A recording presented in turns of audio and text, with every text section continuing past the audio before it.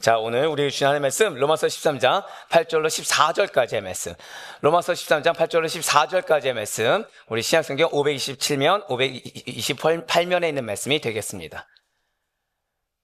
네.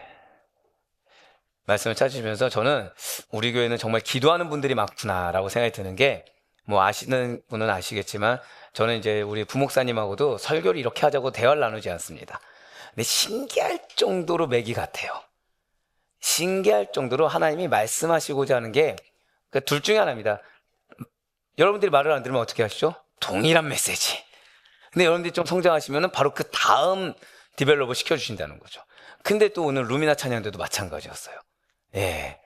이 곡은 지난주에 미리 연습한 곡으로 제가 알고 있는데, 금요철야 기도학교 때 나왔던 메시지와 그리고 지난 주일 메시지와 오늘 메시지가 또 찬양에 담겨 있다는 거죠. 믿음이 별로 없는데요. 네. 자, 오늘 그 은혜, 즉 성령님께서 함께 하신다는 그 은혜로 오늘 크신 은혜 받으실 것을 믿습니다. 자, 로마서 13장 8절로 14절까지의 말씀 한 절씩 교독하신 후에 마지막 14절 말씀 한 목소리 합독하도록 하겠습니다. 제가 먼저 8절 말씀 읽겠습니다. 피차 사랑의 비두에는 아무에게든지 아무 빚도 지지 말라. 남을 사랑하는 자는 율법을 다 이루었느니라. 간음하지 말라, 살인하지 말라, 도둑질하지 말라, 탐내지 말라 한 것과 그 외에 다른 계명이 있을지라도 내 이웃을 내 자신과 같이 사랑하라 하신 그 말씀 가운데 다 들었느니라. 사랑은 이웃에게 악을 행하지 아니하나니 그러므로 사랑은 율법의 완성이니라. 또한 너희가 이 시기를 알거니와 자다가 깰 때가 벌써 되었으니 이는 이제 우리의 구원이 처음 믿을 때보다 가까웠음이라. 밤이 깊고 낮이 가까웠으니 그러므로 우리가 어둠의 일을 벗고 빛의 갑옷을 입자. 낮에와 같이 간정히 행하고 방탕하거나 술 취하지 말며 음란하거나 호색하지 말며 다투거나 시기하지 말고 함께요. 오직 주 예수 그리스도로 옷 입고 정욕을 위하여 육신의 일을 도모하지 말라. 아멘. 할렐루야. 주께서 너무나 사랑하시는 우리 아데프교회 성도 여러분들을 주님 안녕 축복합니다. 자, 말씀 시작하기 앞서 지난 주간, 아니 나는 오늘 이 순간까지도 전쟁터였다. 야, 정직한 자들을 축복한다니까요. 한 4명만 축복하면 되겠습니까? 예, 나는 지난 주간 손은 못 들었지만 마음에서부터 또는 아니면은 생각에서부터 삶에서 전쟁을 치루었다. 점점 늘어났네요. 예, 2번째라도 침 나면 됩니다. 오늘 주님께서는 그런 여러분들을 축복하신 줄 믿으시기 바래요. 오늘 주님께서는 그런 여러분들을 아시사 이 메시지를 주셨고, 사실은 이제 제가 오늘 예배를 시작하기 전에 몇몇 분들의 인내를 봤습니다. 마음속으로 엄청 축복했어요. 왜일까요? 바로 이 말씀을 자기도 모르는 사이에 순종했기 때문이에요. 분명히 인내한 분을 봤는데 아멘이 안 나오네요. 자, 그래서 우리 옆에 있는 분한테 이렇게 인사하시면 좋겠습니다. 하나님께서는 당신을 너무 사랑하십니다. 자, 한 번 더 인사하실 때 우리는 그 사랑에 빚진 자들입니다. 자, 마지막 한 번 더 인사하실 때 하나님께서는 그 사랑으로 내가 깨어있길 원하십니다. 그렇습니다. 말씀을 시작하기 전에 저는 여러분들이 알고 행하는 자가 되는 걸 원치 않습니다. 정확히 말하면 알고 행하면 좋겠지만, 자, 이 가운데 나는 맨사에 가입되어 있다. 있으십니까? 비웃었네요. 바로 비웃었네요. 그러니까 말씀 한번 딱 들으면 잊어버리지 않은 거예요. 말씀 한번 딱 들으면 이 연약한 종의 설교 한 1시간짜리가, 요즘 1시간 좀 넘긴 하더라고요. 그 정도가 뒤돌아서면은 막 머리에 파노라마처럼 막 떠오르는 거죠. 그런 분들 계십니까? 아니죠. 우리 말씀을 기가 막힐 정도로 잘 잊어버립니다. 그러니 제가 여기서 말씀드린 건 무엇일까요? 알고 행하는 게 아니라, 한 번 더 고백하실까요? 영적 센스. 자기도 모르게 그게 튀어나오길 바란다는 거예요. 자기도 모르게 영적 센스가 나오고, 나도 모르게 인내하고, 나도 모르게 결단해서 행하는 거 하나하나가 하나님의 기쁨이 되길 바란다는 거죠. 예, 그렇습니다. 하나님께서는 왜 그렇게 여러분들을 이끄시냐? 여러분들을 너무 사랑하시기 때문이에요. 제 오직께서는 지난주에 지독한 사랑이라고 표현할 정도로 지독히도 말씀하시고 지독히도 포기하지 않으시며 지독히도 말씀하고 계시다는 거죠. 그 사랑은 먼저 주신 사랑입니다. 그 사랑은 절대로 포기하지 않는 사람입니다. 한번 더 고백하실까요? 하나님께서는 나를 포기하지 않으셨습니다. 게다가 그 사랑은 회복하는 사랑이에요. 그 사랑은 영원하고도 변하지 않는 사랑이라는 거죠. 무엇보다도 그 사랑은 무조건적이고 희생적인 사랑입니다. 이러한 하나님의 사랑이 여러분들 것이에요. 정말 믿으십니까? 그럼에도 불구하고 우리는 그 사랑에 매여 있어야 되는데 오히려 다른 것에 묶여 있을 때가 많다는 거죠. 문제에 매여 있습니다. 걱정과 염려에 매여 있습니다. 두려움에 매여 있고 분노에 매여 있고 감정에 매여 있고 인간적인 어떠함에 매여 있습니다. 아마 여기서 제가 질문을 드리면 다 대답은 동일할 거예요. 하나님이 크십니까? 인간이 큽니까? 하나님의 사랑이 큽니까? 인간의 감정이 큽니까? 그럼 여러분들 지금 주장하고 있는 건 감정이니까 사랑입니까? 알아요. 아는데 매이지 않아야 될 것을 자꾸 내가 매인다는 거죠. 해결이 안 되는 겁니다. 말씀을 주셨음에도 불구하고 사랑을 지속적으로 주고 있음에도 불구하고 그것을 안다고 하지만 한 번 더 고백하실까요? 나는 제대로 누리지 못하고 있습니다. 맞아요. 제대로 발견하지도 못하고 제대로 누리지도 못한 채 계속 헤매일 때가 많다는 거예요. 그렇다면 사랑하는 지금 우리 성도님들께서는 지금 내가 지난 한 주간에서 아니 3월 한 달간에서 아니 올해의 삶, 내 삶을 봤을 때 좀 뭔가 헤매는 삶을 살고 계십니까? 아니면 매우 정확하게 은혜의 길만을 시편 1편 1절에서 말씀드렸죠. 은혜는 뭐가 중요하다고요? 위치가 중요하다, 자리가 중요하다라고 했어요. 무엇이 있냐 없냐가 아니라 한 번 더 고백하실까요? 은혜의 자리가 따로 있습니다. 예, 맞아요. 은혜의 자리가 따로 있다고 말씀드렸죠. 그럼 나는 그 은혜의 자리만 기가 막힐 정도로 캐치해서 바로 거기에 선택해서 걷고 계십니까? 나는 언제나 무언가 깨어있는 것 같고 그래서 지금 이 상황 가운데 하나님 나에게 뭘 바라시네 라고 딱 캐치하신 것 같습니까? 아니면 익숙함 속에서 발견하지 못한 채 나도 모르게 잠들어 있는 것 같습니까? 사실 우리들은 일상 속에서 졸음이라는 것을 쉽게 경험하곤 합니다. 오늘 1부 예배 끝나고서 세 가족이에요. 세 가족이 이제 두 가지 질문을 했습니다. 하나는 놀랍게도요, 신학적인 질문을 했어요. 우리 성도님들 중에 그 누구도 저에게 신학적인 질문을 하지 않았는데 세 가족이 신학적인 질문을 했을 때 너무 희열이 가득 찼습니다. 너무 감사한 거죠. 왜죠? 말씀에 대한 관심이 있다는 거잖아요. 그렇다고 해서 여러분들이 관심이 없다는 얘기는 아니에요. 여러분들이 저한테 하신 말씀을 기억하고 있습니다. 지금 목사님 주신 말씀 소화도 안 됩니다, 지금. 자, 근데 두 번째 얘기가 무엇이었을까요? 목사님, 손흥민도 잘 먹습니다. 건강을 챙기셔야 돼요. 아멘. 아이고 주여. 네, 세 가족이 걱정해 주는 게 너무나도 감사했어요. 자, 그러면은 저는 하나 여쭤보겠습니다. 저도 왜 먹을 때가 있잖아요. 그러면은 저는 금식하고 있을 때 깨어 있을까요? 먹을 때 깨어 있을까요? 야, 지금 눈치들이 이제 빨라지기 시작했어요. 이제 둘 다라고 하기 시작했는데 좋습니다. 그러면은 저는 먹고 있을 때 몸이 기미 날까요? 아니면은 금식했을 때 잠도 덜 자고 기민하게 움직일까요? 항상 누굽니까? 항상. 사실 저도 사람인지라 먹으면 졸음이 와요. 이 몸이 딱 먹잖아요. 그러면 이제 기회다 하는 거예요, 진짜. 그동안 잘 안 먹잖아요. 그러니까 딱 먹으면 그때부터 야, 이 인간이 드디어 영양분 섭취하네. 이제 빨리 자. 예, 진짜 몸이 신호를 보냅니다. 예, 맞아요. 식사를 하고 나면 식곤증이라는 것이 오죠. 식곤증이라는 게 옵니다. 이 식곤증은 우리의 의지와는 상관없이 눈을 무겁게 만듭니다. 먹으면 사실 여러분들처럼 열심히 사는 분들이 어디 있습니까? 몸이 피곤하죠. 그러니까 먹으면 어떻게 되는 거예요? 야, 이 말 했다고 바로 막 그치 내가 좀 피곤하게 살지. 예, 그것마다 여러분들 정말 동역자가 맞습니다, 진짜. 그러니까 우리 몸이 어떻게 신호를 보낸 거예요? 먹을 좀 자라, 쉬라고 하는 거예요. 그러니까 식곤증에 몰려오죠. 내 의지와는 상관없이 눈을 무겁게 만듭니다. 분명히 깨어 있으려고 애를 써요. 왜냐, 지금 또 하필이면 잘 때가 아니거든요. 근데 어느 순간 집중력이 떨어지고 결국 졸음에 나를 맡기게 된다는 것입니다. 이런 육체의 졸음이라는 것은 마치 늪과 같아서 헤어나오기가 쉽습니까? 어렵습니까? 매우 어렵다라는 거예요. 그런데 영적인 졸음은 더 무겁고 더 깊습니다. 한번 말씀드린 적이 있을 거예요. 제가 새벽에 깨어 있습니까? 자고 있습니까? 보통 깨어 있는 거 잘 알고 계시죠? 근데 왜 깨어 있냐면 사명도 있지만 두려워서기도 하다고 말씀드렸어요. 뭐가 두렵다고 했죠? 한 번 멈추면 그 순간 시작을 다시 못할까 봐.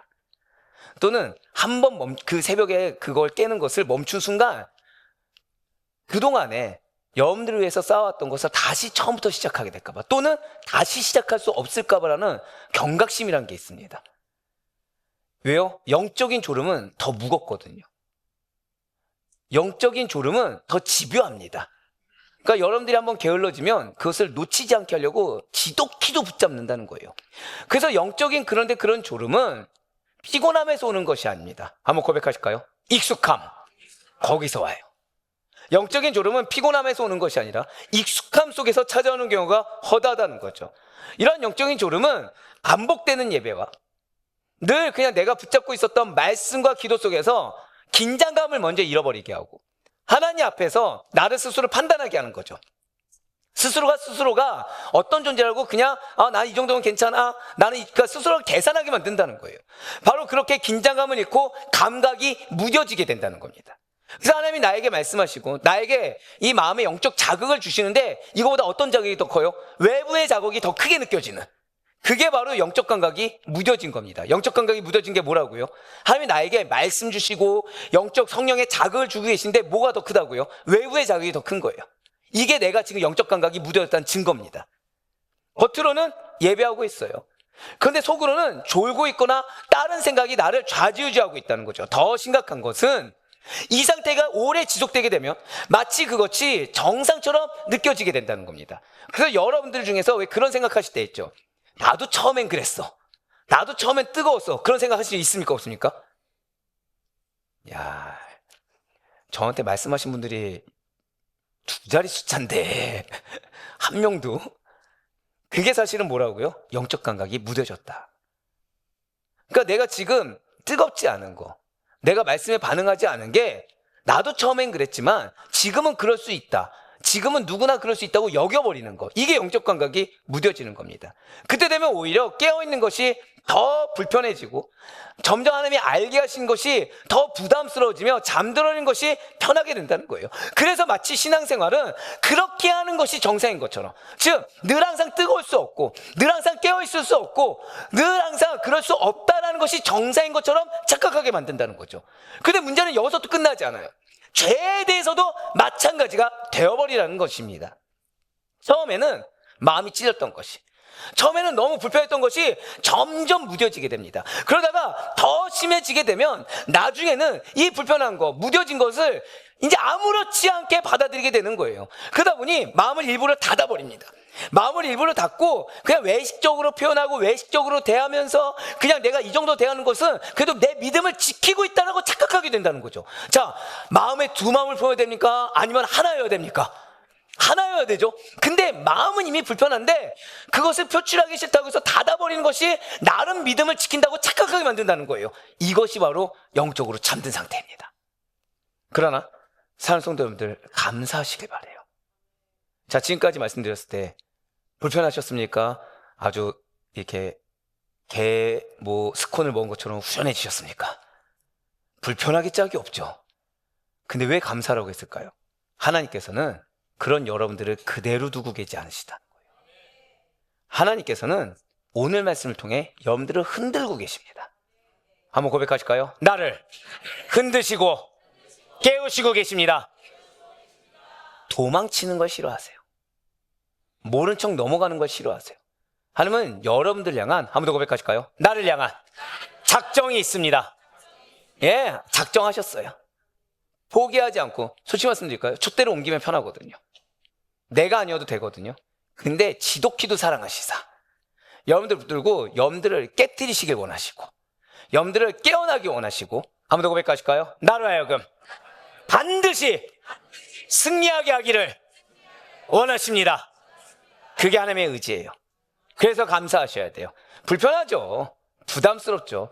제가 쓰면서도 저의 죄가 보일 정도로 너무 불편했는데 여러분들은 오죽하시겠습니까? 제가 쓰면서도 오늘 말씀 같은 경우는 쓰다가 회개하고 오히려 시간이 평소보다 2배 이상 걸렸는데 여러분들은 오죽하시겠습니까? 근데 감사해야 된다는 거예요. 왜요? 그게 나를 포기하지 않았다는 증거거든요.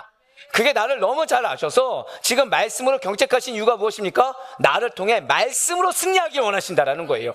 그래서 여러분들의 삶, 하나님께서 깨우시고 하나님께서 흔드시사 하나의 뜻대로 승리하게 하기 원하시는 여러분들의 삶이 더 이상 지금 그 상태로 계속 유지하다가 헛되고 썩어 없어질 것으로 점철되는 것이 아니라, 그래서 헛수고로 마무리되는 인생이 아니라, 그래서 너가 나더러 주여 주여 했지만 나는 너를 알지 못한다는 안타까운 평가를 듣는 것이 아니라, 여러분들의 눈물이 헛되지 않도록, 여러분들의 땀이 헛되지 않도록, 여러분들의 인내가 허사가 되지 않도록 여러분들의 인생이 풍성하고도 충만한 은혜로 가득하기를 원하시고 계시다는 거예요.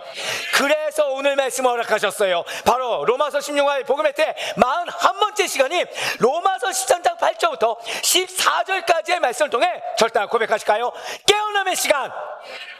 우리 한번 고백하시겠습니다. 오늘 지금이 내가 깨어날 시간입니다. 이 제목의 말씀 허락하셨어요. 그래서 오늘 말씀의 제목은 단순한 주제가 아닙니다. 오늘 말씀의 제목은 하나님의 외침이라는 거예요. 여러분들의 하나님의 외침이 무엇이라고요? 한 번 더 제목 읽겠습니다. 시작. 깨어남의 시간. 맞아요.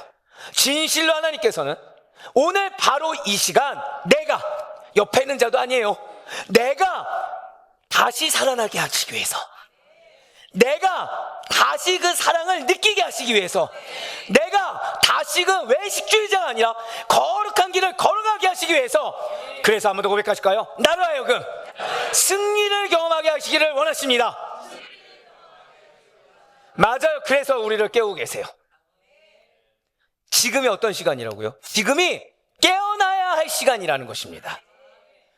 헬라어로 눈 카이로스 에스틴 에게르 테나이라고 해요. 왜 헬라어를 썼을까요? 이게 너무 중요하다는 거죠. 지금이 깨어나야 할 시간이라는 것입니다. 그런데 이것은 원어적으로 해석하잖아요. 그냥 단순히 깨어나야 될 시간, 그렇게 알아야 되는구나, 이게 아니에요. 헬라 원어적으로는 지금이 바로 행동해야 할 결정적인 순간이라는 거예요. 한번 저한테 고백하실까요? 지금이 골든타임입니다. 지금이 골든타임이에요. 이 말씀을 받은 지금이, 뒤에 나오겠지만, 더 이상 나의 어떠함에 매인 것이 아니라 빨리 내가 깨어나야 돼. 지금 움직이지 않으면 흔한 말로 기회를 놓쳐버리는, 바로 그것이 에스틴 에게르테나이, 결정적인 순간이라는 거죠. 근데 어떤 결정적인 행동해야 돼, 결정적인 순간이라는 것입니다. 그렇습니다. 지금은 단순히 좋은 말씀을 듣는 시간이 아니에요. 지금은 적당히 이 말씀을 듣고, 그냥 이 말씀을 내 말씀 같으니까 내가 듣고, 이 말씀은 내가 지금 듣지 않아야 돼, 들어서는 안 될 상황이고 들을 수 없는 상황이니까 안 듣고 하는 시간이 아니에요. 잠에서 깨어나야 될 시간입니다. 잠에서 깨어나서 움직여야 될, 행동으로 옮겨야 될 시간입니다. 그래서 즉시로 행동해야 될, 한 번 더 고백하실까요? 지금이 결정적인 순간입니다. 지금은 미룰 수 있는 시간이 아니에요. 지금은 결단해야 될 시간입니다. 반드시 결단해서, 지금은 감동으로 끝날 시간이 아니라 이제는 나의 삶이 이 정도면 많이 성장했지, 이 정도면 많이 응답받았지가 아니라 완벽하게 나의 삶이 바뀌어야 될 시간이 지금임을 믿으시길 바랍니다. 그렇기 때문에 우리가 익숙하게 여기던 것에서도 당연히 깨어남이 필요하다는 거예요. 그리스도인들은 습관이란 게 있어요. 이게 목회를 조금 그래도 하다 보면 말씀의 순종에도 동일한 패턴들이 있습니다. 그러니까 왜 사람마다 성향이 있잖아요. 다 다르다고 하지만 그 순종에 대해서 반응하는 게, 이게 흡사한 자기들만의 어떤 습관들이 있다는 거예요. 예. 그러면 이 습관은 옆에 있는 사람과 같을까요, 다를까요? 다를 수 있습니다. 근데 기가 막힐 정도 누구랑 똑같아요? 성경 인물들하고 기가 막히게 똑같게 걸어갑니다. 말씀에 대해서 반응하는 게. 이미 우리는 새벽기도를 통해서 들었죠. 자, 광야에 있는 백성들에게 한 모세의 외침이 마치 누구에게 하는 것 같아요? 우리에게. 여호수아의 외침이 누구에게 하는 것 같아요? 나에게. 맞아요. 말씀을 지키는 방식과 사랑의 실천 방식에서도 깨어남이 필요하다는 거예요. 나도 모르게 고수하고 있던 고집에서, 신앙에도 뭐가 있다고요? 신앙에도 고집이 있습니다. 거기서 깨어나야 된다는 거죠. 지금 이 얘기를 누가 하는 걸까요? 오늘 사도 바울이 하고 있는 얘기예요. 예, 맞아요. 로마 교회 성도들은 고집쟁이였습니다. 아무리 그렇게 얘기해도, 그러니까 지금 어떤 단계냐? 11장이 끝나고 사도 바울이 12장 1절로 2절을 통해서 무엇을 얘기했다고요? 사랑합니다. 여러분들은 저의 존재 가치를 항상 빛나게 해주고 계세요. 네. 설교 말씀 한 번 했다고 끝나지 않고 반복해야 되는 반복학습의 중요성을 알려주신 분이 여러분들이라서 얼마나 사랑하는지 모릅니다. 알았으면 어떻게 알아? 살아내라고 했어요. 살아내라고 했어요. 그랬더니 어떻게 합니까? 자기 습관대로 또 하는 거예요.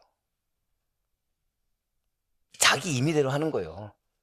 이게 좋게 표현했지 사실 뭐대로 하는 겁니까? 자기 편한 대로. 뒤에 나오지만 핑계대는 말 보잖아요. 똑같습니다. 똑같습니다. 그걸 고수하는 이유도 똑같습니다. 예, 맞아요. 그래서 지금 사도 바울이 선포하는 거예요. 깨달아서 살아내라고 했더니 기껏 살아내는 게 이전 방식이더냐. 살아내라고 했더니 기껏 하는 게 또다시 너 스스로 필통해서 너가 할 수 있을 만큼 너가 결정하고 너가 움직이느냐. 아니, 말씀을 지키는 방식과 지금 명령대로 사랑을 실천하는 방식에도 깨어남이 필요해. 바로 이것을 지금 사도 바울이 오늘 선포하고 있다는 것입니다. 맞습니다. 지금 사도 바울은 성도가 말씀에 대해 순종하는 자세로, 성도가 세상의 이웃에 대한 자세로 서로 사랑하라 라는 권면을 하면서, 맞아요, 이거는 그냥 겉으로 수박 겉핥기로 서로 사랑하는 거 원수 사랑할 이 정도가 아닙니다. 고백하실까요? 나를 깨라는 말씀입니다. 바로 그거예요. 그래서 미리 말씀드렸잖아요. 고집스럽게 자기 걸 고수하면서 실천하려고 했다니까요. 나를 먼저 깨라는 겁니다. 서로 사랑하라는 권면하면서, 그래서 무엇을 이야기하느냐? 마치 채무관계에서나 할 법한 이야기를 하고 있다라는 거예요.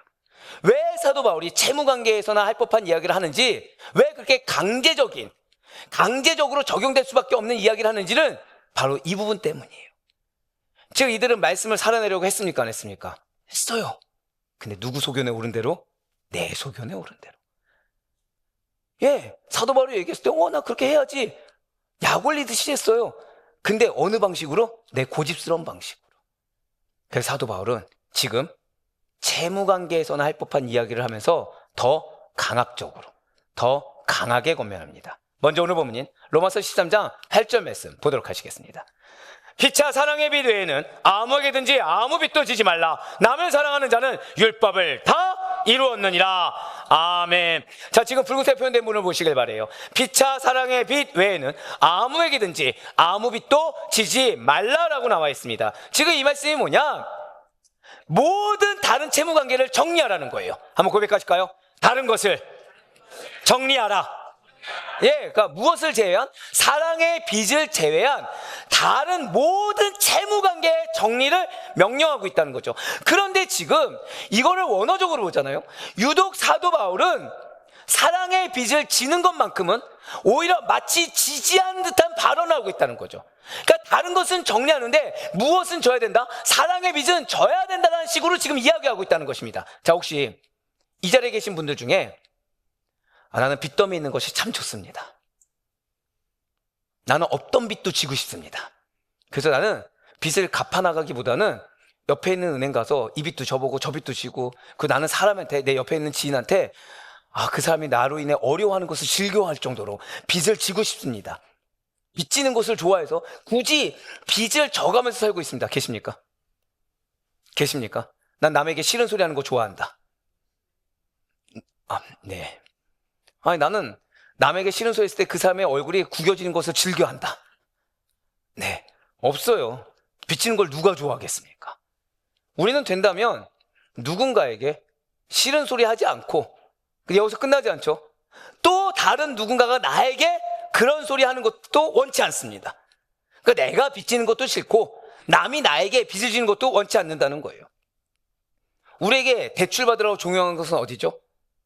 제2금융, 제3금융권에 있는 사람들 아닌 이상은 빚지기를 독려하는 자는 잘 없다라는 것입니다. 그런데 지금 사도 바울은 오늘 지금 첫 번째 말씀을 통해서 뭘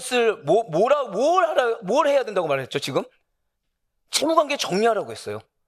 다른 모든 채무는 지지 않아야 된다고 하면서 무엇만은 예외로 두고 있다? 고백하실게요. 사랑의 빚. 사랑의 빚만큼은 예외로 두고 있다는 것입니다. 대체 왜입니까? 지금 왜 사랑의 빚만큼은 왜 지금 예외를 두고 다른 채무 관계는 정리하라고 지금 이야기하고 있는 것입니까? 그 이유는 이 사랑의 빚의 성격 때문이에요. 이 사랑의 빚은 경제적 원리에 따라 갚을 수 있는 정량적이고 수치적인 개념이 아니며 죽어도 갚을 수 없는 영원한 빚이기 때문이라는 거죠. 사랑의 빚이 무엇이라고요? 경제적 원리에 따라 갚을 수 있는 게 아니라는 거예요. 그러니까 이 사람이 나에게, 어제 우리 결혼식이 있었잖아요. 물론 우리 권사님은 그럴 뿐이 아니에요. 우리 목사님이 나한테 이 정도 축의금을 하셨네. 그럼 나는 우리 목사님 축의금했을 때 이렇게 사랑을 표현하겠다. 이게 통용될 수 없다는 겁니다. 네, 되게 못됐죠? 네, 보낼 애들이 많습니다. 경제적 원리에 따라 갚을 수 있는 정량적이고 수치적인 개념이 아니라 죽어도 갚을 수 없는 영원한 빚. 이게 사랑의 빚이라는 거예요. 그렇습니다. 이 사랑의 빚은 계속 있을 것입니다.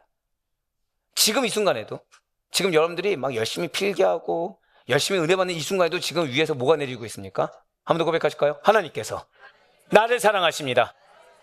계속 사랑을 주고 계신 거예요. 계속 지금 이 순간에도 다른 생각을 해도 사랑을 주고 계시고, 은혜를 받아도 사랑을 주고 계시고, 감정적으로 어려워도 사랑을 주고 계시고, 감정적으로 순적해도 사랑을 계속 주고 계시다는 것입니다. 그것이 계속 있을 것이기 때문에 이 빚 지는 거, 사랑의 빚을 지는 것을 이상히 여기지 말라라는 거예요. 바로 이것을 우리는 잊지 말아야 된다는 거죠. 왜요? 사랑하는 성도 여러분들, 돈에 대한 채무는 무엇으로 갚아야 됩니까? 감사해요. 지금 제가 되게 어려운 질문을 했나 했어요. 자, 좋아요. 우리 사업장에 일손이 부족합니다. 그래서 옆에 있는 권사님한테 좀 일 좀 도와달라고 했어요. 그래서 권사님이 일을 했습니다. 노동을 했어요. 그럼 그 노동은 뭘로 갚아야 됩니까? 돈이라고요? 예, 돈은 돈으로, 노동은 노동으로 갚는 거죠. 하지만 사랑의 빚은 그럼 뭘로 갚아야 됩니까? 사랑으로 갚을 것이 없다는 거예요. 사랑의 빚은 사랑으로 밖에는 갚을 수가 없다는 거죠. 근데 문제는 바로 여기서 발생하더라는 것입니다. 과연 우리 중에 이 하나님의 크고 놀라운 사랑을 완전히 변제할 능력 있는 사람이 과연 누가 있겠습니까? 앞서 인사말에서 말씀드린 것처럼 하나님께서는 여러분들을 사랑하십니다. 근데 언제나 사랑하여 주고 계시고, 먼저 사랑하여 주셨으며 지금도 사랑하고 계시고 영원히 사랑하여 주십니다. 믿으십니까?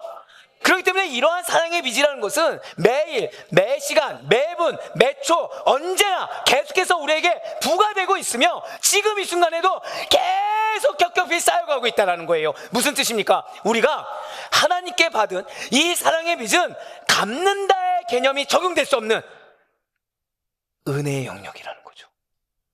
고백하실까요? 은혜의 영역입니다. 갚는다가 적용될 수 없어요. 우리가 흔히 하나님께 원망할 때 있죠. 왠지 아십니까? 갚는다의 개념을 적용시켜서요. 내가 그래도 주님이 나에게 말씀 주셔서 내가 이렇게 하지 않았습니까? 그러니까 이 말에 뭐가 있어요? 내가 그래도 일부 갚지 않았습니까? 그럼 갚았으면 이만큼 해주셔야 되지 않습니까? 거래 의미가 담겨있기 때문에 마음에 허다한 원망과 의심과 불평과 부정적인 마음이 틈탄다는 거죠. 하지만 그것이 아니에요. 하나님께 받은 사랑의 빚, 내가 구원받은 것이 사랑입니다. 믿으십니까? 뒤에 나오겠지만 보혈의 공로로 말미암아 당신의 독생자를 내어주시기까지 사랑하셨습니다. 그리스도인이라면 모를 수가 없죠. 근데 이 사랑의 빚은 갚을 수 있다 없다? 없다라는 거예요. 은혜의 영역이라는 겁니다. 그렇기 때문에 여기에는 고백하실까요? 사랑의 빚은 갚을 수 있는 구조가 따로 있습니다. 바로 그거예요. 사랑의 빚은 갚을 수 있는 구조가 따로 있다라는 거예요. 성도가 지은 사랑의 빚에 갚을 수 있는 구조는 뭐냐? 다른 이웃들에게 자연스럽게 흘러들어가서 또 다른 이에게 흐르는 구조로 갚아갈 수 있다는 거죠. 좀 더 쉽게 말씀드릴까요? 나로 인해 사랑을 경험해야 돼요. 그게 갚는 겁니다. 근데 내가 내 배우자가 바뀌길 원했어요. 그 배우자가 사랑으로 바뀐 겁니다. 근데 문제는 바뀌었으니까 됐다고 해서 내가 내팽개쳤어요.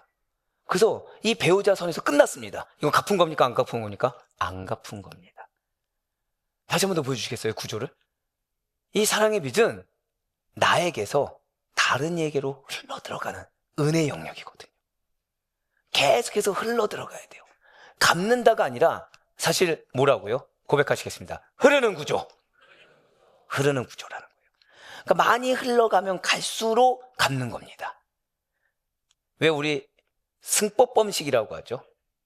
내가 이 사람을 전도했을 때 이 사람이 믿고, 그래서 이 사람이 다른 누군가를 전도해서 믿는 이 승법 구조라고 하죠. 바로 이게 사랑의 빚을 갚는 구조라는 거예요. 그렇습니다. 이것이 하나님께서 정하신 사랑의 구조이며 사랑의 빚을 갚아나갈 수 있는 구조인 것입니다. 진실로 성도는 내가 주님께 받은 사랑을 영혼에게, 공동체에게 흘려보냄으로 말미암아 서로에게 은혜를 끼쳐야 됩니다. 한번 고백하실까요? 나는 은혜를 끼치는 자입니다. 여기에는 무슨 조건 때문에 할 수 없다, 무슨 환경 때문에 할 수 없다, 이게 아니라 우리는 구원받은 그 순간 그 구조가 적용된다는 거죠. 마치 우리가 은행에 빚을 빚으면 그 빚을 갚는 구조가 정해졌습니까? 아니면 시시각각 바뀝니까? 정해지죠. 처음에 은행에 대출을 받았을 때 대출을 안 받으시는군요. 네, 대출을 받을 때 계약서에 쓴 대로 갚아야 되잖아요. 이거 바뀝니까? 안 바뀝니까? 안 바뀌죠. 마찬가지라는 거예요. 우리가 사랑의 빚을 갚을 수 있는 구조는 은혜를 끼쳐야 된다는 거예요. 그래서 은혜의 영역입니다. 한번 고백하실까요? 나는 은혜를 끼치는 자입니다. 자, 그런데 은행 대출을 갚을 날짜가 다가왔어요. 다가오는데 내가 마음이 어려서 못 갚았습니다. 그 은행에서 뭐라고 하죠? 예, 이 표정이죠. 미쳤나? 아, 내가 열심히 했는데 환경이 어려서 못 갚았습니다. 그 은행에서 뭐라고 하죠? 그래서요.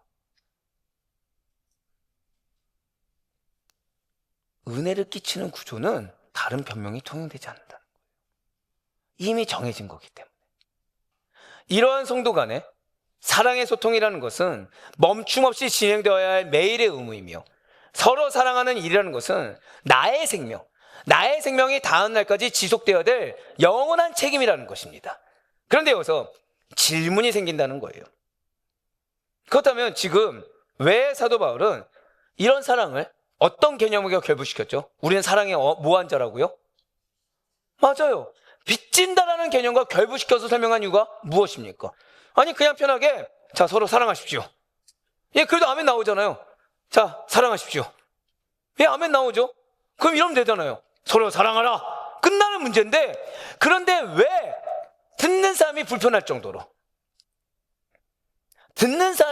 정도로 헬라어로 매우 강하면서도 이렇게 지겨울 정도로 빚진다, 채무의 용어를 사랑과 연관이 있도록 지속적으로 표현하고 있는 것입니까? 그것은 사도 바울에게 고백하실까요? 빚진 자 사상이 있었기 때문이라는 거예요. 사도 바울에게 무엇이 있었다고요? 빚진 자 사상이 있었다는 거죠. 그리고 지금 사도 바울은 그의 편지를 수신하고 있는 성도들을 다른 걸로 본 것이 아니라, 자, 지금 로마 교회 성도들은 사도 바울의 마음을 시원하게 하고 있습니까? 어렵게 하고 있습니까? 어렵게 하고 있죠. 분열되고 있으니까. 근데 문제는 아까 미리 말씀드렸잖아요. 기껏 서서 주고 있더니 그들 뭐라고 하고 있어요? 사랑을 실천한다고 하면서 사실은 사도 바울의 마음을 알고서 그대로 했습니까? 자기 소견에 오른 대로 했습니까? 자기 소견에 오른 대로 했죠. 그럼 지금 이 성도들은 속을 썩이는 자들입니까? 아니면 사도 바울의 마음에 합한 자입니까? 속을 썩이는 자들인데, 지금 사도 바울에게 어떤 사상이 있었다? 빚진 자 사상이 있었으며, 그의 편지를 수신하고 있는 성도들을 하나님의 사랑을 받은 자, 지금 내 속을 썩이는 자로 본 자가 아니라, 내 마음을 어렵게 한 자로 본 자가 아니라, 나에게 붙여준 그 영혼을 뭐라고 봤다고요? 한번 고백하실까요? 하나님의 사랑을 받은 자. 맞아요. 하나님의 사랑을 받은 자요. 그 받은 사랑의 빚에 대한 의무가 있는 자들로 보았기 때문이라는 것입니다. 로마서 1장 7절 말씀과 로마서 8장 12절, 그리고 고린도서 5장 14절의 말씀을 계속해서 이어서 보도록 하시겠습니다. 로마에서 하나님의 사랑하심을 받고 성도로 부르심을 받은 모든 자에게 하나님의 우리 아버지와 주 예수 그리스도로부터 은혜와 평강이 있기를 원하노라. 그러므로 형제들아, 우리가 빚진 자로 돼 육신에게 져서 육신대로 살 것이 아니라 그리스도의 사랑이 우리를 강건하시는도다. 우리가 생각하건대 한 사람이 모든 사람을 대신하여 죽었은즉 모든 사람이 죽은 것이라. 아멘. 지금 성도의 정체성은 먼저 로마서 1장 7절에서 밝히고 있듯이 하나님의 사랑을 받았다는 것에 성도의 정체성이 있습니다. 절대 고백하실까요? 나는 하나님의 사랑을 받은 자입니다. 이게 성도의 정체성이에요.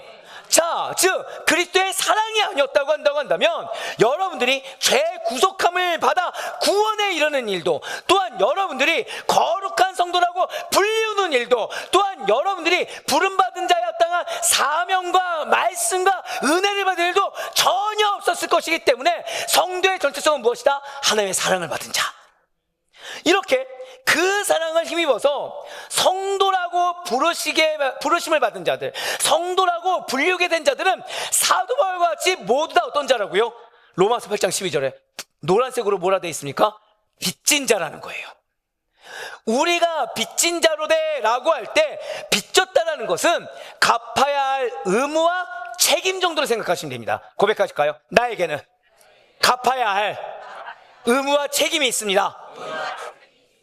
맞아요. 이렇게 복음에 빚진 자는 복음을 전해야 돼. 그리스도의 사랑을 전해야 될 사명과 책임이 있고, 사랑에 빚진 자는 사랑을 나도 모르는 사이에 알건 모르건 자연스럽게 그 사랑을 전해야 될 사명과 책임이 있다는 거예요. 하나님께 사랑을 받아서, 그래서 부르심을 받고 성도가 되어 사랑에 빚진 자들은 그렇기 때문에 8장 12절의 말씀 한번 붉은색 편에 물어보시기 바래요. 어떻게 살면 안 된다? 육신에게 지면 안 된다는 거죠. 육신이 원하는 대로 살면 안 된다는 겁니다. 분명 육신은 나 자신을 최고로 여기고 나만을 사랑해야 된다. 아니, 너도 중요해. 자, 방금 뭐라 말씀드렸어요? 너도 중요해라고 할 겁니다. 분명 육신은 나 외에는 다른 사람들을 낮게 보며, 그 사람들이 내 기준에 맞지 않으면 미워해도 괜찮고, 내가 중심돼야 돼, 내가 어느 정도 위치가 있어야 돼 라고 나를 강요할 거예요. 하지만 고린도서 5장 14절 말씀 보시길 바래요. 그리스도의 사랑이 우리를 강권하시도다. 한번 고백하실까요? 나를 강권하는 것은 문제가 아닙니다. 사람이 아닙니다. 그리스도의 사랑입니다. 이 말씀과 같이 여러분들을 강권하고 있는 것, 강요하고 있는 것은 문제도 아니에요. 내 마음을 어렵게 하는 그 사람도 아닌 그리스도의 사랑이라는 거예요. 그래서 하나님께 받은 사랑의 빚을 반드시 갚아 나가야 될 책임감으로 여기게 만들어준다는 것입니다. 무엇이요? 그리스도의 사랑이. 결국 내가 지금 하나님께 받은 사명에 대한 책임이 있다. 그것이 무엇을 증거하는 거예요? 주님, 나는 당시의 사랑을 늘 항상 체감하고 있습니다. 난 당시의 사랑을 받은 자입니다. 내가 거기에 들어서 그 의무까지도 가득하고 있어요. 아, 이거 해야 될 것 같은데, 아, 나 정말 이렇게 인내해야 되고 이런 말을 해줘야 될 것 같은데, 이 마음이 어려워도 내가 이렇게 해야 될 것 같은데, 그 의무와 책임을 느낀 거, 거기서부터가 이미 내가 뭘 증거하고 있다고요? 아, 나 그리스도의 사랑을 받은 자구나. 즉 순종은 그 다음 문제입니다. 하여튼 최소한 인식을 해야 순종을 하겠죠. 맞아요. 지금 사도 바울은 성도라면 하나님께 받은 사랑을 마땅히 이웃들에게 흘려보내며 실천할 것을 권면하고 있습니다. 자, 지금 사도 바울이 뭘 권면하고 있다고요? 마땅히 흘려보내야 된다. 왜라고 말씀드렸죠? 기껏 살아내라고 했더니 누구 뜻대로 했다? 내 뜻대로 했거든요. 내가 할 수 있는 만큼 했거든요. 근데 그것이 사랑이 아니라 흘려보내야 돼. 어느 모양으로든 흘려보내야 돼. 지금 그거를 권면하고 있어요. 그러면서 그런 이웃에 대한, 영혼에 대한 사랑을 실천하는 것이 율법의 완성이다라고 했다는 거죠. 왜 그런 것입니까? 바로 그 이유를 오늘 보면 로마서 13장 9절과 10절의 말씀이 설명해 주고 있습니다. 9절과 10절의 말씀입니다. 간음하지 말라, 살인하지 말라, 도둑질하지 말라, 탐내지 말라 한 것과 그 외에 다른 계명이 있을지라도 내 이웃을 내 자신과 같이 사랑하라 하신 그 말씀 가운데 다 들었느니라. 사랑은 이웃에게 악을 행하지 아니하나니 그러므로 사랑은 율법의 완성이라. 아멘.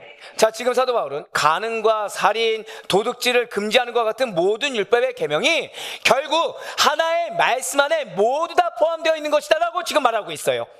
그렇습니다. 이웃을 나 자신같이 사랑하면 율법의 명령들이 자연스럽게 지켜진다는 거죠. 하지만 사랑이 없다면 율법을 겉으로는 지킬 수는 있을 것입니다. 하지만 실질적으로는 그 계명을 깨뜨리게 된다는 거예요. 사랑하는 성도 여러분들, 이 세상을 살아가면서, 아니 여러분들 가정 가운데 여러분들 정말 사랑하는 거예요. 정말 사랑하는 겁니다. 배우자든 자녀든.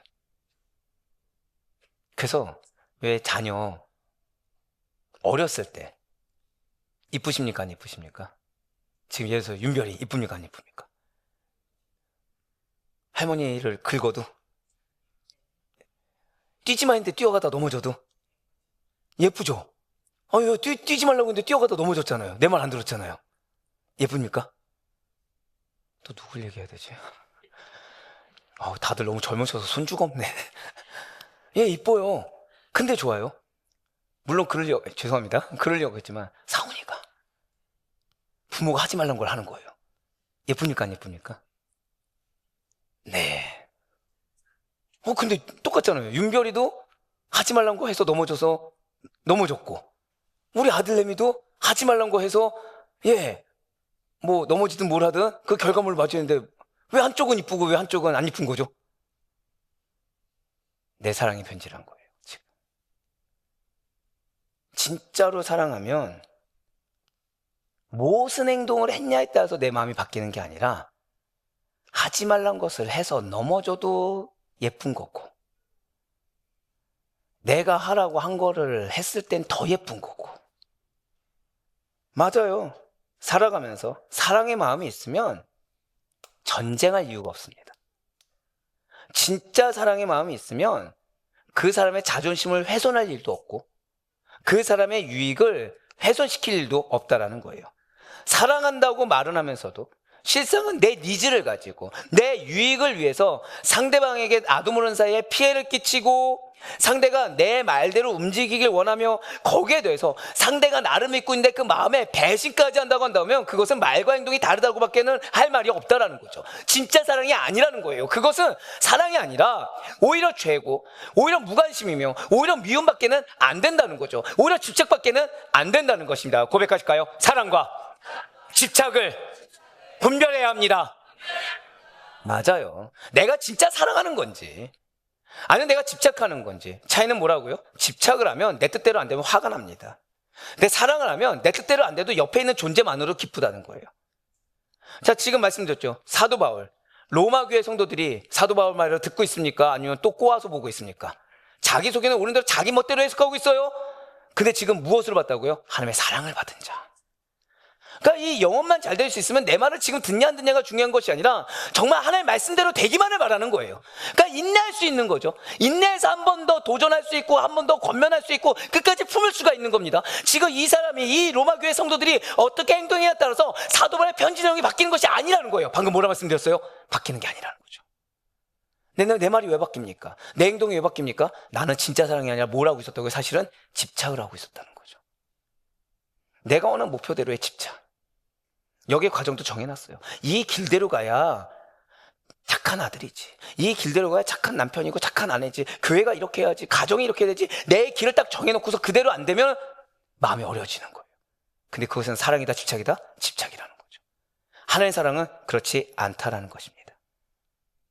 만일 우리가 영혼에 대하여, 공동체에 대하여 참된 사랑의 마음이 있다고 한다면 우리는 그 공동체를 향해, 그 사람을 향해 질투, 시기, 분노, 의심, 즉 어려운 감정을 품지 않습니다.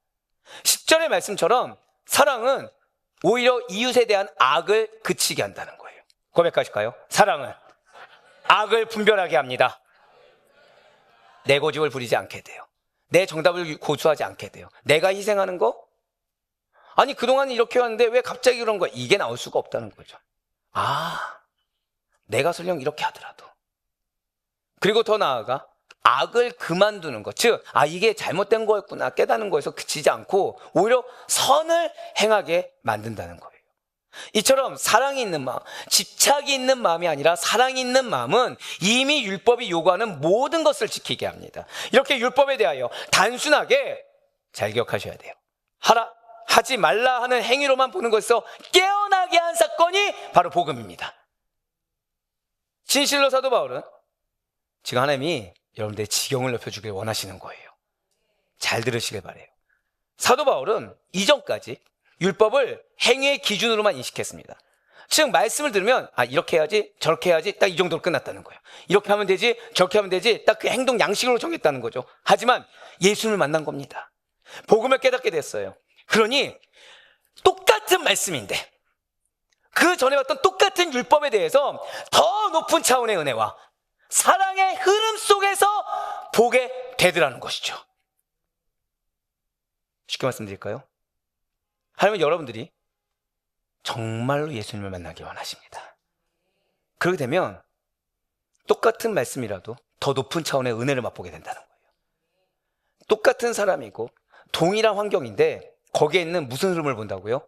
사랑의 흐름, 영적 흐름을 보게 된다는 겁니다. 그러니까 이전에 발견할 수 없었던 것이 발견되게 되고 이전에 캐치하지 못하던 하나님의 뜻이 캐치되게 된다는 거죠. 그 순간 사도 바울의 마음은 율법을 법조문으로만 읽던 시대에서 벗어나서 복음 안에서 율법을 사랑으로 완성하게 되는, 한번 저 따라 고백하실까요? 깨어남의 시간, 깨어남의 시간을 맞이하게 된다는 거예요. 여러분들 지금 상황이 여러 가지 문제가 보일 수 있습니다. 근데 정말로 깨닫게 되고 정말로 만나게 되면 여러분들이 지금 보던 관점이 틀려지게 된다는 거예요. 여러분들이 지금 판단하는 것이 틀려지게 된다는 것입니다. 즉 내가 깨어나게 된다는 거예요. 나는 깨어났다고 생각했는데 누구처럼? 로마 교회 성도들처럼 충분히 교회에 대해서 알고 있다 생각했고 충분히 예수에 대해서 알고 있다 생각했는데 그 결과는 뭐였죠? 분열밖에 없었는데 이들이 예수의 말씀을 듣고 사도 바울의 권면을 듣고 마치 사도 바울처럼 분열이 아니라 깨어남의 시간, 그래서 이 분열의 근거가 무엇이었는지, 그래서 이 분열 가운데 하나님의 뜻이 무엇인지를 깨닫게 되어 그것을 사랑으로 덮게 된다는 거죠. 그래서 그가 깨어남의 시간을 먼저 맞이했기 때문에 그가 무엇이라고 고백하듯 선포합니까? 사랑은 율법의 완성이다라고 하는 거예요. 솔직히 말씀드릴까요? 지금 사도 바울이 포기하지 않고 계속해서 서신서를 쓰는 것 자체가 사랑입니다. 한번 생각해 보세요. 여러분들이 자녀에게 얘기 권면해 준 거예요. 막 권면을 해줬어요. 내 자녀가 들을 만큼 충분히 인내하면서 얘기했습니다. 충분히. 내 자녀가 그걸 듣더니 교묘하게 꼬아서 자기 하고 싶은 대로 하고 있는 거예요. 거기서 말로 뭐라고요? 아니 아빠가 이렇게 얘기했잖아. 그래서 이렇게 했어. 이게 맞잖아. 그럼 우리 마음이 어떨까요? 약이 오르겠죠. 화가 나겠죠. 자녀에게 얘기하고 싶으십니까? 훈육을 하고 싶어지십니까? 감사해요. 예, 우리 지휘자님 사랑합니다. 저만 훈육하는 줄 알았네. 이 말보다도 이게 순간 감정이 훅 올라오게 되거든요. 근데 사도 바울 지금 그렇게 하지 않아요. 끝까지 권면하는 거예요. 끝까지. 이 말씀 자체가 사랑입니다. 방금 뭐라 말씀드렸어요? 여러분들이 지금 말씀하신 것 자체가 사랑이에요. 지금 지독한 사랑을 표현했잖아요. 지금 여러분들에게 징계하시는 것이 아니라 깨달으라고 말씀 주시고 강권하시고, 지금 이 말, 사랑은 율법의 완성이다.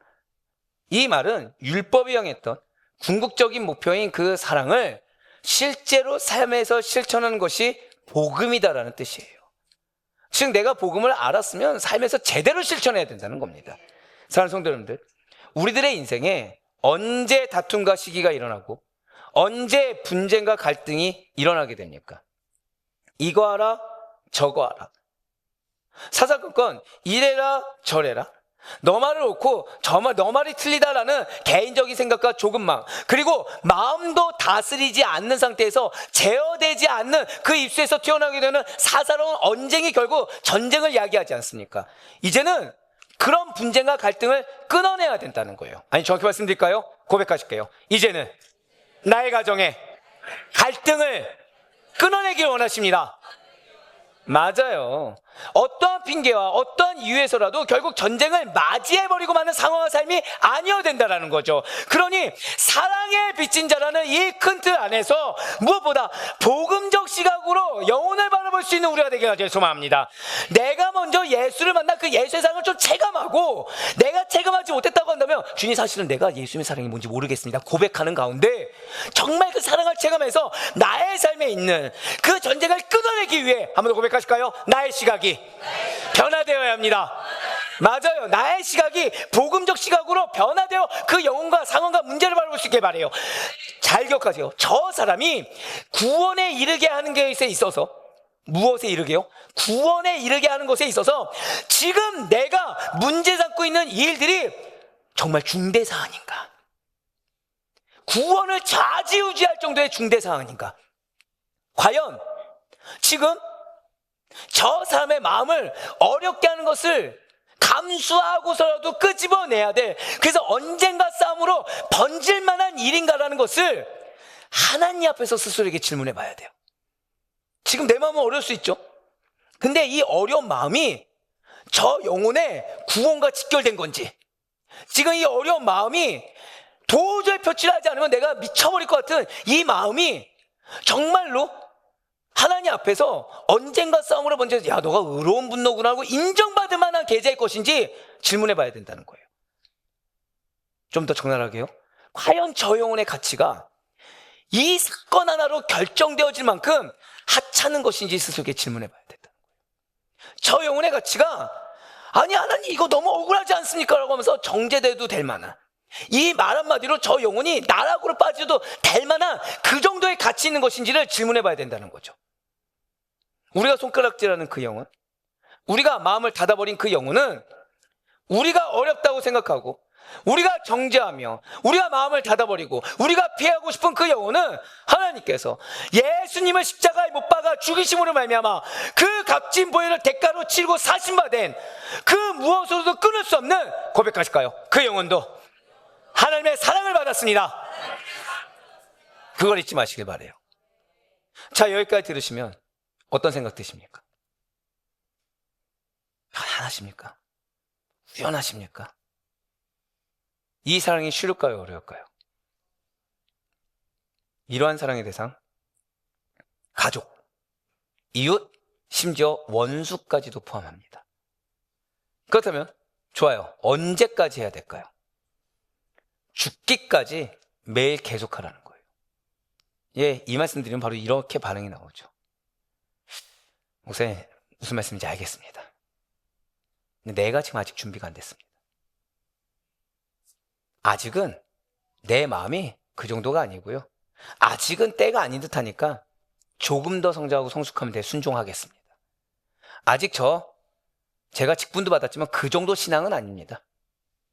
나 자신도 사랑을 못하고 있고, 아니 나도 지금 사랑을 못 받고 있고 판국에 가족과 이웃이요? 게다가 원수라니요. 언젠가는 제가 하겠는데 지금은 아닙니다. 솔직히 지금 내 마음이요, 말씀 듣고 아멘은 했지만 미움이 극에 달아서 하지 말아야 될 생각을 품을 정도입니다. 그러니 목사님도 말씀하셨잖아요. 마음 먼저 다스리라고. 그러니까 이 마음의 문제가 해결되면 그때 하겠습니다 라면서 이 말씀의 순종을, 이웃사랑 실천을 잘필 미루려고 한다라는 거예요. 지금 이 변명 누가 한 것 같습니까?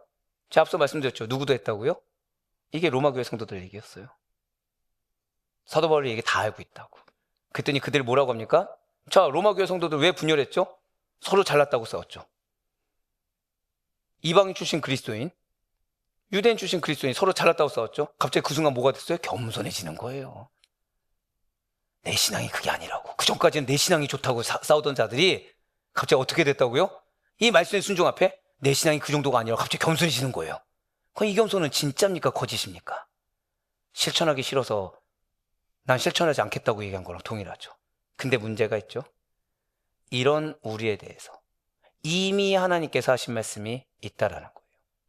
바로 야고보가 이렇게 선포합니다. 우리 야고보 4장 17절 말씀, 야고보서 4장 17절 말씀 같이 읽겠습니다. 시작. 그러므로 사랑이 선을 행할 줄 알고도 행하지 아니하면 죄인이라. 사랑하는 성도 여러분들, 솔직히 우리는 몰라서 못하는 게 아닙니다. 그냥 하기 싫어서 미루는 거예요. 하기 싫거든요. 하나님의 말씀이 아무리 전능해도 지금 내가 아니거든요. 그럼 나는 지금 하나님이 중요합니까? 내가 중요합니까? 죄송하지만 내가 중요해요. 그렇다고 한다면 그것은 더 이상 연약함의 문제가 아닙니다. 환경의 문제도 아닙니다. 그냥 나의 죄의 문제예요. 주님께서 마음을 주시고 말씀으로 나의 돌덩이 같은 심령을 찌르시는데도 불구하고 한번 저 따라 고백하실까요? 나중에 신앙. 그냥 나중에 하면 되겠지. 지금 아니어도 되겠지. 나중에 신앙에 머물러 있으면 그것은 잘못된 신앙이 아니라, 그것은 연약한 신앙이 아니라, 그것은 미성숙한 신앙이 아니라 실상은 하나님 앞에서의 죄악입니다. 그렇기 때문에 사도 바울은 성도의 이 말씀의 순종에 대한 태도로, 이웃에 대한 태도로 서로 사랑하라 라는 새 계명을 던지면서 한 번 더 고백하실까요? 시간의 깨어남, 시간의 깨어남의 필요성을 피력하기 위해 갑자기 종말 이야기를 꺼내는 거예요. 자, 이제 이해가 되시죠? 왜 종말 이야기 꺼내는지. 정리해 드릴게요. 자, 이 정도 들었으면 순종해야 돼. 그때 어떻게 순종했다고요? 자기 소견에 오른 대로 하는 거예요. 그래서 말씀을 줬습니다. 그랬더니 갑자기 무슨 얘기예요? 나는 그 정도 신앙이 아닙니다. 피하는 거예요. 그 전까지 뭘로 싸웠는데? 내 신앙이 더 좋다고 싸웠는데, 너의 신앙엔 낫다고 싸웠는데, 내가 더 인정받아야 돼 싸웠던 자들이 갑자기 말씀의 순종 앞에서는 갑자기 거짓 겸손이 됐다는 거죠. 그러니 사도 바울은 이제 뭐라고 얘기합니까? 기회가 한정적이야. 시간이 그렇게 있지 않아. 시간이 많지 않다는 거. 우리가 생각하는 것보다 시간이 많지 않다라는 사실을 알려주고자 했어요. 그렇습니다. 내 코가 지금 석자지. 사랑이란 거 한두 마디로 정의될 수도 없고, 또 게다가 한두 번 행한다고 해서 저 사람이 알아줄 것도 아니야. 게다가 너무 어려워. 목사님은 어렵지만 불가능한 것은 아니라고 했지만 너무 어려워. 그래서 내가 다 할 수 있을 때, 마음도 좀 해결되고 환경도 어느 정도 받쳐졌을 때 그때 할래 라면서 사랑에 대한 실천을 나중 일로 여기고 싶어하는 성도들에게 사도 바울은 고백하실까요? 지금 당장 해야 한다고 강조하고 있다는 거예요. 오늘 본문이 로마서 13장 11절 말씀 보도록 하시겠습니다. 또한 너희가 이 시기를 알거니와 자다가 깰 때가 벌써 되었으니 이는 이제 우리의 구원이 처음 믿을 때보다 가까웠습니다. 아멘. 무엇입니까? 그리스도의 재림이 임박했음을 알라는 거예요. 지금은 영적인 잠에서 더 이상 미루지 아니라 이제는 깨어나서 주의 때를 준비해야 될 때가 도래했다는 거죠. 그렇습니다. 우리가 인식하는 게 중요해요. 고백하실까요? 시간은 한정적입니다. 지금이어야 합니다. 맞아요.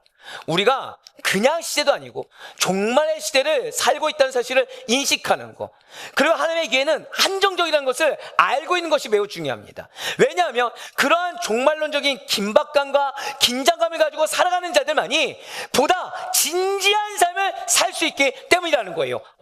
방금 제가 뭐라 말씀드렸습니까? 어떤 삶이라고요? 진지한 삶이에요. 그렇다면 여러분들은 과연 지금 하나님 앞에서 진지한 삶을 살고 계십니까? 과연 하나님 앞에서의 진지한 삶이라는 것은 어떠한 삶인 것입니까? 바로 로마서 13장 12절과 13절 말씀이 종말의 시대를 살아가는 성도들의 진지한 삶의 모습이 무엇인지를 알려주고 있다는 거예요. 12절과 13절의 말씀입니다. 밤이 깊고 낮이 가까웠으니 그러므로 우리가 어둠의 일을 벗고 빛의 갑옷을 입자. 낮에와 같이 단정히 행하고 방탕하거나 술 취하지 말며 음란하거나 호색하지 말며 다투거나 시기하지 말고. 아멘. 오늘 제일 충격적인 말씀입니다. 사실은 제일 충격적인 말씀이에요. 그리스도의 재림이, 하나님의 때가 가까이 왔음에도 불구하고 죄악의 밤이 너무나 깊다 보니까 세상은 여전히 잠을 쿨쿨 자고 있다는 거예요. 밝은 빛으로 예수님께서 이미 오셨음에도 불구하고 그 예수님과는 점점 멀어지고 있다는 거죠. 세상의 죄악은 만연해서 죄가 죄인지도 모르는 도덕적 타락과 윤리적 해이한 상태가 지속되고 있습니다. 종말이 임박한 상태인 바로 지금 성도는 이것을 인식하고 정신을 지금 이 시간 차려야 된다는 거예요. 주님께서 언제 문을 두드리실지 모른다는 거죠. 내 마음의 문을, 이 고집의 문을 좀 빨리 열고 복음의 등불을 켜서 신랑 되신 예수님을 맞이할 준비를 해야만 한다는 것입니다. 그래서 어둠의 일을 벗어버리라는 거예요. 여기서 이제 중요한 게 나오죠. 어둠의 일이 무엇입니까? 낮에 드러나기에는 너무 부끄러운 일이라는 거예요, 지금. 그렇기 때문에 성도들은 마땅히 악한 행실을 끊어내고 그리스도의 사랑 안에서 이웃들에게 선한 일에 본이 되는 삶을 지금 살아야 된다는 거죠. 부끄럽지 않은 삶을 살아야 된다는 것입니다. 강도 만난 자를 사마리아의 심정으로 품지 않는 바로 지금 주님께서 다시 오신다고 한다면 우리는 그분 앞에서 뭐라고 변명하겠습니까? 예, 맞아요, 주님. 나에게 말씀하셨을 때 그 영혼이 내가 인정하기 싫지만 강도 만난 자가 맞습니다. 나에게 붙여준 영혼이 맞습니다. 제가 그런데요, 말씀을 듣기만 하고 행하지 않으려고 한 건 아니에요. 다만 내가 외식주의자가 되면 안 되잖아요. 내 마음이 이런데 마음을 다스리고 하려고 했습니다. 또는 내가 환경이 지금은 안 돼서 그런 것이었습니다. 해결이 되면 내가 그때 강도 만난 자를 도우려고 했습니다. 내 마음 아시잖아요 라는 이러한 핑계를 대시겠습니까? 성도가 어떤 자라고 말씀드렸죠?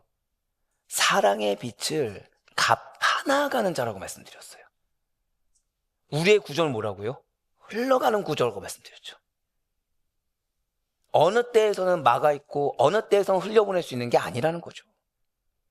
오늘 사랑하라고, 지금 이 말씀 가운데 그 부담스러운 영혼을 지금 사랑하라고, 내 앞에 보내주신 영혼을 사랑하지 않고 순종하지 않고 내가 설령 썩어 문드러지더라도 그 영혼을 붙들지 않고 지나쳐버리면 사랑의 빚을 갚을 수 있는 게 있는 그 순간 그대로 사라져버린다는 거예요. 진실로 성도 안에 사랑이 없다고 한다면 그는 사실상 예수님을 만나기 이전의 자기 상태로 돌아간 것입니다. 방금 뭐라고 말씀드렸어요? 내가 말씀을 들었어요. 실천하지 않아요. 사실상 내 고집을 부리고 있어요. 근데 이 고집이 뭐라고요? 내가 할 수 없는 고집을 부린 거죠. 하나님 앞에서. 하나님은 그 고집을 알고 말씀에 순종하라고 주셨는데 말씀이 아니라 뭘 선택했죠? 내 고집을 선택했거든요. 이게 예수님 만나기 이전의 자기 상태로 돌아간 겁니다. 이제 좀 이해가 되시죠? 분명히 나도 마음이 어렵고 힘들어 죽겠는데 계속 나에게 말씀하시는 이유는 하나예요. 우리가 지금 로마교회 성도와 똑같거든요. 지금 말씀을 주셨더니 내 소견에 옳은 대로 순종하는 거예요. 말씀을 주셨더니 여전히 고집을 부리는 거예요. 그랬더니 너무 똑같게 어떤 모습 가지고 나옵니까? 내가 믿음이 연약해서, 내가 아직 때가 안 돼서. 갑자기 그 전까지 내가 상대에게 왜 어려운 마음이 들죠? 내가 낫다고 여기거든요. 내 말을 들어야 되는데 안 듣거든요. 그럼 지금 우월감이 누구에게 있는 겁니까? 상대에게 있는 겁니까? 나에게 있는 겁니까? 나에게 있죠. 근데 내 말을 들어야 되니까. 근데 갑자기 말씀 순종해서 내가 뭐라고 하는 거예요? 겸손한 척하는 거예요. 내가 아직 그 정도 판이 아닙니다. 이중적인 모습을 보이고 있는 거죠. 무엇 때문에? 고작 내 고집 때문에, 내 감정 때문에, 꺾이지 않는 것 때문에. 이유는 허다하게 됐지만 하나 앞에 나 꺾이기 싫다고, 나 순종하기 싫다고 고집 부리는 거거든요. 근데 그 고집이 무엇이라고요? 예수님 만나기 이전에 자기 상태로 돌아간 겁니다. 13절 다시 보시길 바라요. 매우 충격적인 말씀이죠. 지금 붉은색 표현대로 보시면 어둠의 일에 대해서 나열하고 있는 겁니다. 한 가지 지금 주목해 보실 것이 방탕과 술 취함과 음란과 호색과 같은 죄악과 뭐가 같이 열거되고 있죠? 다툼과 시기입니다. 근데 여러분들 이거 언어로 보잖아요. 시기에 뭐가 포함되는지 아십니까? 분노, 진노가 포함되어 있습니다. 그게 뭐랑 똑같다고요? 방탕, 술 취함, 음란, 호색과 똑같아요. 사실 이 말씀 앞에 많은 성도님들이 자, 한번 여쭤볼게요. 여러분들 가운데 나는 술 취하는 걸 즐겨한다, 나는 굉장히 호색하다, 음란하다 있으십니까? 아니요. 교회 다니는 분들 중에서는 거의 없죠. 그러다 보니까 이 말씀하면은 나하고는 상관없는 말씀이다라고 생각해요. 그러면서 뭐 다툼이야 있을 수 있지 정도로 생각하고, 나는 최소한 이건 아니까 나는 어둠에 속했다고 생각을 하지 않는다는 거죠. 예, 맞아요. 내가 어둠의 일을 즐겨하진 않는데 이 말씀은 내 말씀이 아닌 것 같은데? 라고 의심합니다. 그래서 뭐라고 하죠? 나는 일단 술 취한 적이 없으니까 거룩하다는 거예요. 술 취할 정도는 아니라는 거죠. 나는 음란하지 않다는 거예요. 방탕한 삶도 산 적이 없다고 반만한다는 것입니다. 하지만 지금 중요한 것은 성경은 그것만 어둠의 일이라고 하고 있지 않다라는 겁니다. 다툼이나 시기 또한, 다툼이나 분노 또한 어둠의 일이다라고 증거하고 있다는 거예요. 그렇습니다.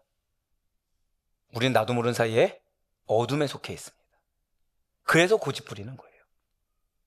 그래서 말씀을 직시로 안 하고 핑계대는 겁니다. 그래서 분노가 일어났을 때 이거에 대한 문제를 나에게 찾는 것이 아니라 누구 때문이라고, 환경 때문이라고. 그래서 오늘 로마 교회 성도들의 모습을 그대로 답습하고 있는 거예요. 이미 그런 성도들의 모습을 답습하지 말라고 말씀을 주셨는데 하지 말라는 것은 기가 막히게 잘할 정도로. 솔직히 말씀드릴까요? 오늘 로마 교회 성도들이 했던 핑계 우리 됩니까 안 됩니까? 다 되잖아요. 다 되잖아요. 사람에게 마음 왜 어렵다고요? 내 말대로 안 하니까. 근데 하나님 나에게 말씀 주실 때는 우리는 뭐라고 대답하죠? 주님, 난 아직 준비가 안 됐습니다. 이미 로마 교회 성도들이 했어요. 그래서 마음에 못 품죠? 분노. 마음에 못 붙죠? 그러면서 내 가정이나 내 환경에서 무엇이 일어나죠? 다툼이 일어나죠. 근데 나는 어둠에 속했다고 한 번도 생각을 안 하는 거예요. 그게 사단의 계략입니다. 하나님의 사랑이 그 속에 없는 자들은 말씀에 대한 소망, 약속에 대한 소망, 넷에 대한 소망이라는 것이 있을 수가 없습니다.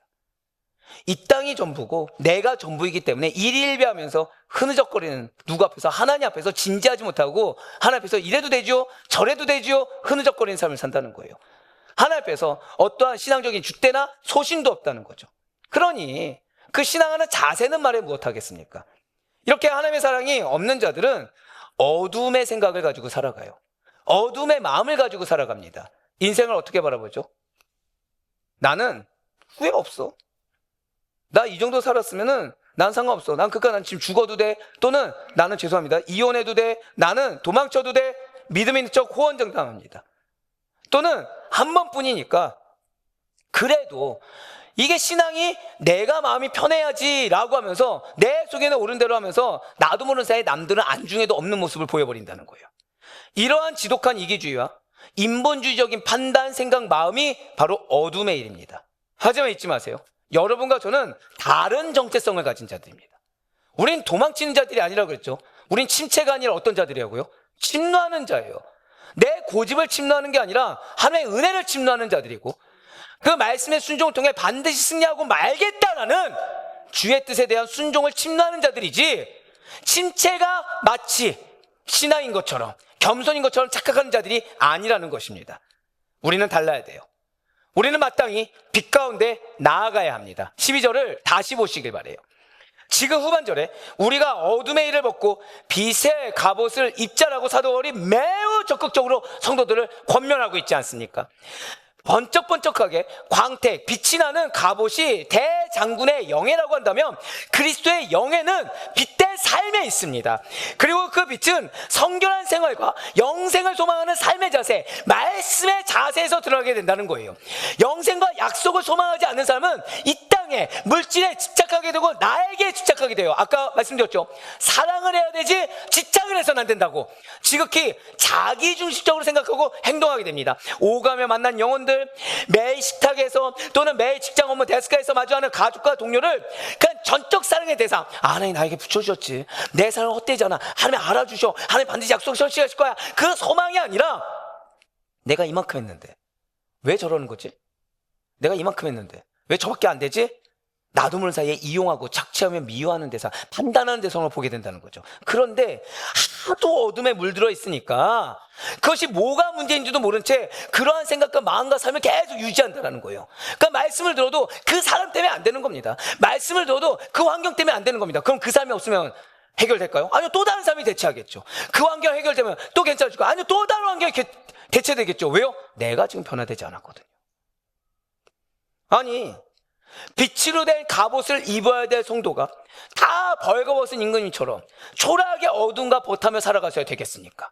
진정한 그리스도의 영예는 세상을 향해 자기 이익과 나의 고집을 드러내는 것, 나의 집착을 드러내는 것이 아니라 주님을 향해 사랑하는 빛된 삶과 이웃을 향한 사랑의 실천 통해 나타나야 된다는 사실을 절대 잊지 마시길 바라요. 이제 오늘 보면 마지막 절인 로마서 13장 14절 말씀 보시길 바랍니다. 오직 주 예수 그리스도로 옷 입고 정욕을 위하여 육신의 일을 도모하지 말라. 그리스도의 옷으로 덧입혀지지 않는 자들은 옷 없이 밖에 나가 돌아다니는 제정신이 아닌 사람들과 같은 존재로 봐야 됩니다. 옷을 입지 않고 밖에 다니는 사람이 옆에 있는 사람의 머리끄댕이를 잡고 내가 이 사람 때문에 옷을 입지 않았습니다, 이 사람 때문에 옷을 입을 수 없었습니다 외치면 뭐라고 하시겠습니까? 아, 저 사람이 나빠가지고 저 사람 때문에 옷을 못 입었구나 하겠습니까? 아니면 이따 옷부터 입고 보지라고 생각하시겠습니까?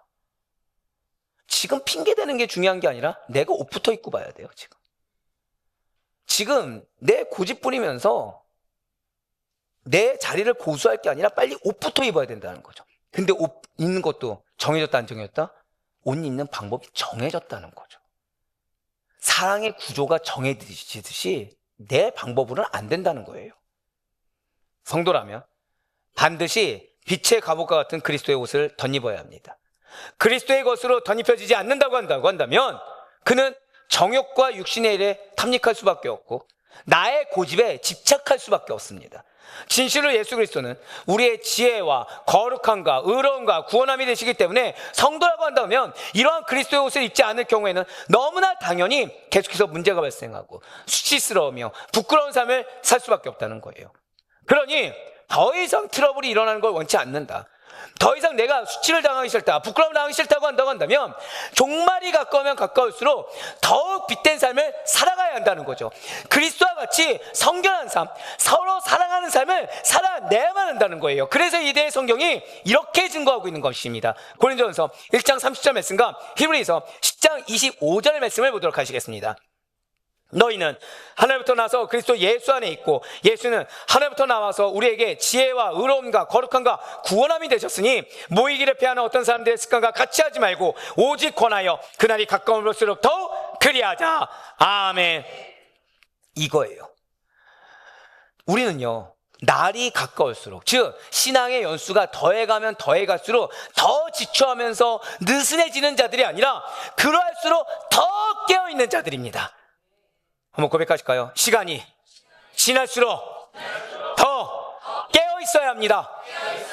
더 민감하게 받는 자들이지 나의 집착, 나의 어떠함에 민감하게 받는 자들이 아니라는 거예요.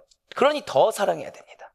더 모여야 합니다. 더 거룩해야 됩니다. 끝이 가까우면 가까울수록 신앙은 이런저런 이유 때문에 약해지는 것이 당연한 것이 아니라 그렇기 때문에 오히려 더 선명해져야 된다는 거예요. 지금은 잘 기억하시길 바라요.